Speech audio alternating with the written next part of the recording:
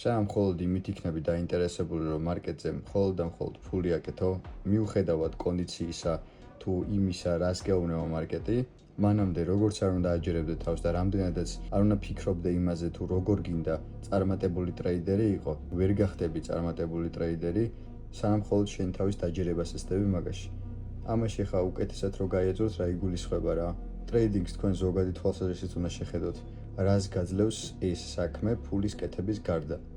ასე რომ დაუწყებ ამ ყველაფერს ყურებას, აი თუნდაც იმით დავიწყოთ, რომ აი ორშაბათი არის და ესე მთელი დღე მოძრაობდა უაზროდ, ხო? ზევით ხვევით.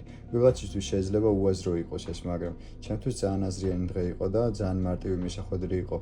რატო გააკეთა მარკეტმა ეს? ტრეიდში შევედი, ტრეიდიც მოვიგე, მაგას დიდი მნიშვნელობა არ აქვს, მაგრამ ამ ყველაფრით იმის თქვა მინდა, რომ მარკეტს უნდა დააკვირდეთ და მარკეტის სხვანაირად უნდა აღიქვათ, სხვა პრინციპით უნდა შეხედოთ მარკეტს. მარტო ის არ უნდა გინდოდეთ, რომ მარკეტისგან ფული გამოწოვოთ მაქსიმალურად, იმიტომ რომ ეს საქმე მხოლოდ ფულის კეთება არ არის.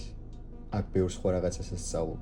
დღეს მარკეტმა გითხრა, რომ მე მივყვები ჩემ გეგმას და მოდი შენც ვიცი, რომ რაღაც გეგმა გაქვს და იმ გეგმას მიყევი, ნუ დაარღვევ, როგორც მე არ ვარღვევ გეგმას და მივყვები ესე ყოველ დღე ჩემ გეგმას, შენც ადექი და შენ გეგმას მიყევი.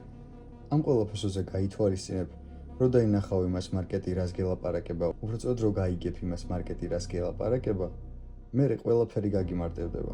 ამიტომ გაიხსნება თუ არა სატრეიდო კვირა ორშაბათი, ხო? ნუ ეცდები იმას, რომ პირდაპირ მაინც და მაინც ეგრევე სეტაპი იპოვო. ცოტა სხვა რამებსაც დააკვირდი.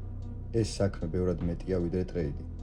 სულ ეს იყო რაც მინდოდა რომ მეთქვა, რაც თავარია ტრეიდინგის შესასწავლად და მაღალ დონეზე ასაყვანად, შემოდით ჩემთან Discord-ზე და იქ გასწავლი ყველაფერს დეტალურად.